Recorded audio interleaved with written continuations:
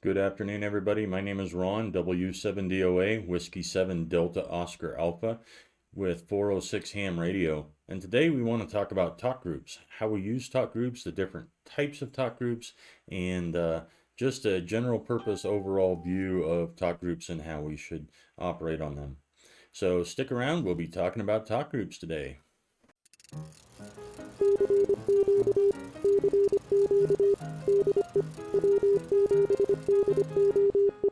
All right, so there are several different types of talk groups out there. There are talk groups that are sorted out by geographical area, North America, by state, by um, countries.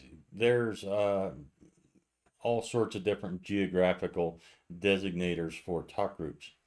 There's also talk groups for special interests, like SOTA, Summits on the Air has their own talk group, and AMSAT. AMSAT has their own, and there are search and rescue, there's some Skywarn talk groups. There's a bunch of different talk groups for different things that happen out there. There's two main designators between talk groups, and one of those is static, and one of those is dynamic. And there seems to be some confusion about that as well. So let's talk about the different types of talk groups.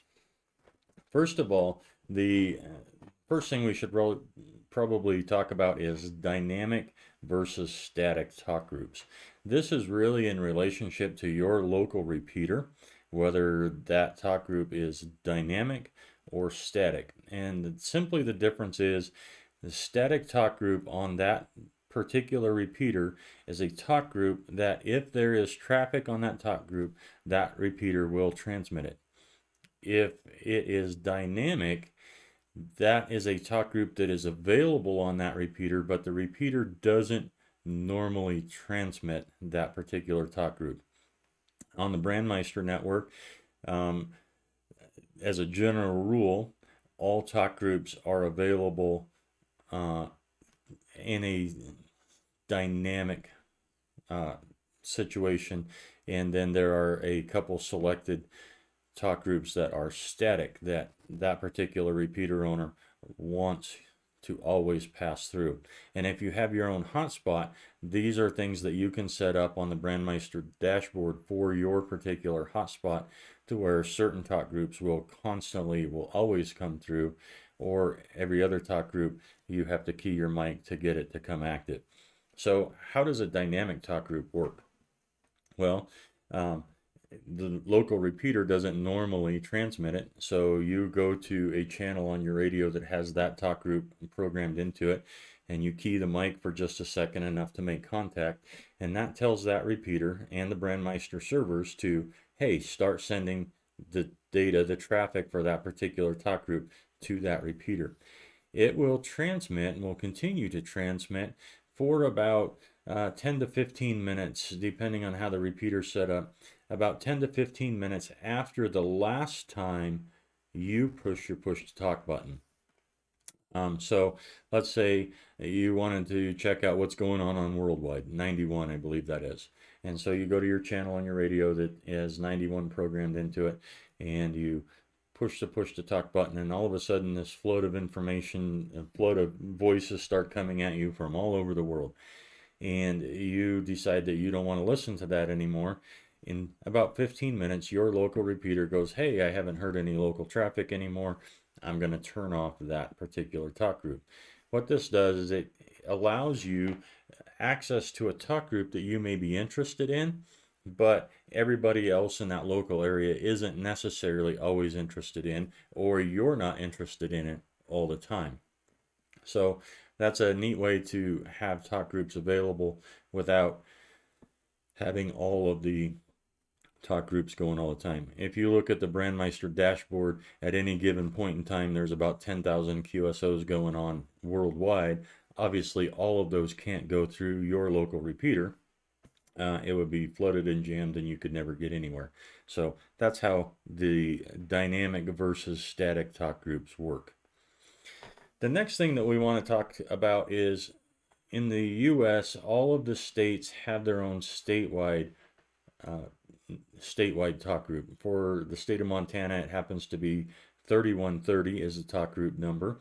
And There are some challenges with that talk group, and because it is a statewide talk group, every repeater in the state has that programmed as static on their local repeater. And so it's really designed to be a calling frequency. So I want to talk to uh, Joe down in Billings, and I'm just using Joe as an example. And I get on there and I push my push to talk button and I go, "Hey Joe, are you around your radio?" And Joe, because that is a static talk room down in Billings, Joe hears that. And Joe grabs his radio and he comes back and he goes, "Yeah, I'm around. What's up, Ron?" And I say, "Well, this event that's coming up this weekend," and I'm just making up a conversation. "This event that's coming up this weekend, I wanted to get your thoughts on." And so this sounds like this is going to be a conversation that's going to take place for a while.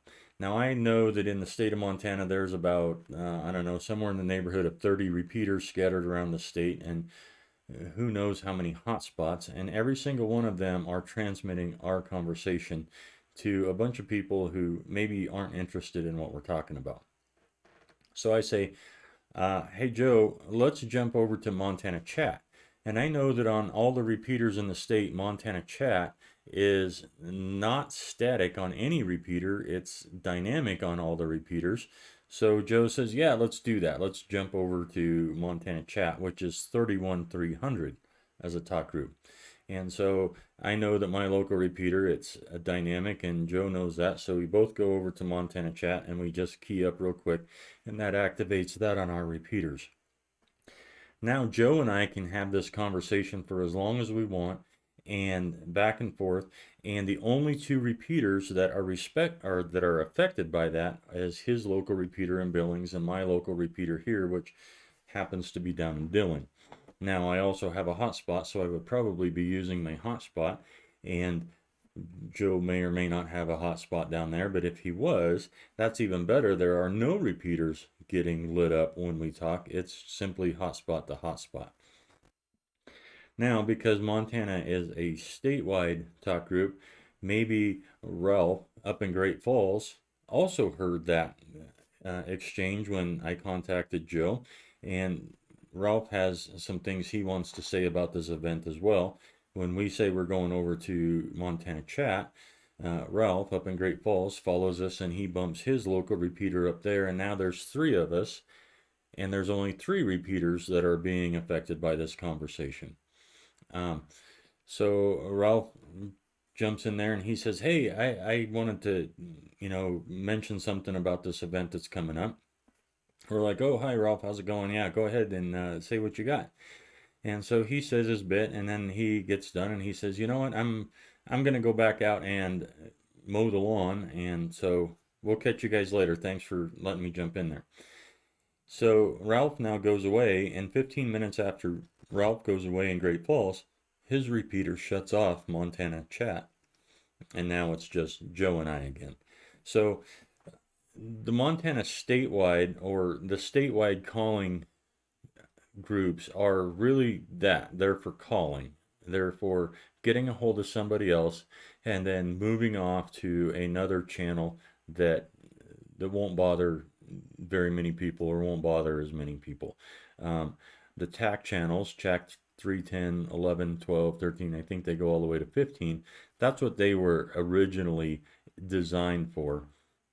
TAC 310 kind of turned into a free for all, and so that I don't even know whether it's still being used or not. But that's what the TAC channels are. Um, Here locally in the state, we have MPRG1, which is not really even a good ragchew talk group because many repeaters in the state have that on them. Repeaters down in New Mexico have that on them, and that just has to do with um, the owners of the MacPass repeater group and how they have their repeaters set up. MPRG2 is not static on as many repeaters, and now recently we have MPRG3 and MPRG4. I don't know what those numbers are off the top of my head. Those are some that we can use. Um, a bunch of different channels out there that can be used as TAC channels. Additionally, this is really kind of a neat thing. Um, Private calls. Private calls are similar to a private TAC channel, only it goes from my radio to somebody else's radio, and that's it. It's not really a public talk group, it is radio to radio across the internet. And then it really doesn't tie up anybody else except the two people that are in that conversation. However, the private talk group like that would not allow Ralph up in Great Falls to jump in. This is a neat thing that Brandmeister allows us to do and will probably continue to allow us to do until it gets um, abused, is your own personal radio ID, if programmed into your radio as a talk group, not a private call, but you could program your own radio ID into your radio as a talk group, and some of your close friends could do the same thing, same idea. They would program your radio ID into their radio as a talk group. It kind of gives you an on the fly private talk group, if you will. And then, of course, none of your radio ID is not static on any local repeaters. So they would all be dynamic, and when the conversation ended, and it wouldn't bother anybody else. So that's kind of a neat way to handle some private conversations. And it's not that we're trying to exclude anybody or anything like that. Really, what we're trying to do is keep our conversations from tying up a lot of repeaters. And that goes back to, the whole ham radio code of ethics, if you will, of using the least amount of RF to get done what you need to get done. So those are just a couple neat ideas and a couple different types of ways that we can use talk groups, how we can kind of keep calling talk groups clear for people to call, and then as soon as we've made that contact, move off into another TAC type channel that allows us to carry on a conversation and visit without tying up a lot of other people. And most of these statewide talk groups across the states in the US are just that. They are calling talk groups. They're programmed into a lot of repeaters. And so it gets frustrating for somebody else who's listening to a calling frequency and hearing a ragchew that's going on for 30 minutes to a half an hour, something like that. So anyway, just some ideas. That's what I have for right now. Again, my name is Ron, W7DOA with 406 Ham Radio. And until the next video, 7-3.